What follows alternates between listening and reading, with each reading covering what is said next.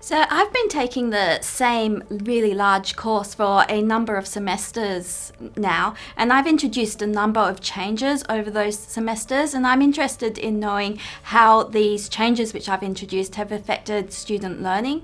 So in my courses, I've been giving them concept inventory tests, which are little multiple choice tests which test the understanding of core concepts.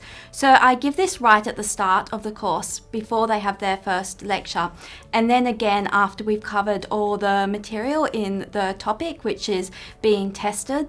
So they answer these multiple choice tests on Moodle, and I have a look at the differences in how they went before we taught it and after we taught it, and from this I can calculate their learning gains and see if the changes that we've made have been effective. So for example, a couple of years ago I introduced web stream lectures, and I wanted to find out if this disadvantaged the students who were electing to learn online as opposed to face-to-face, so I could use this to compare.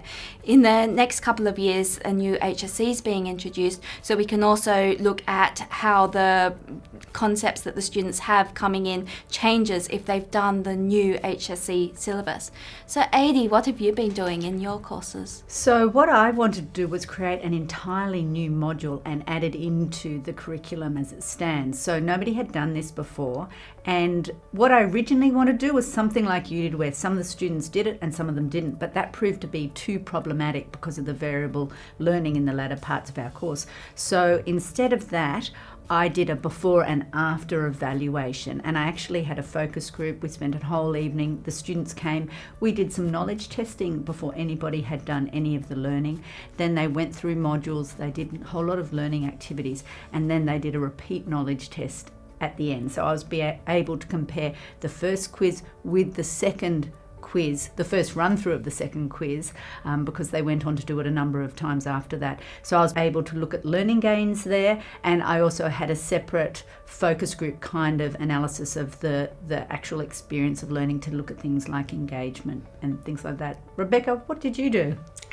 I wanted to introduce a research experience into a course. Some of our students want to go on to honours or postgraduate research, and they want experience in that area, but not all of them. So about 50 students out of around 300 elected to do that, and I gave them all a survey on their learning gains.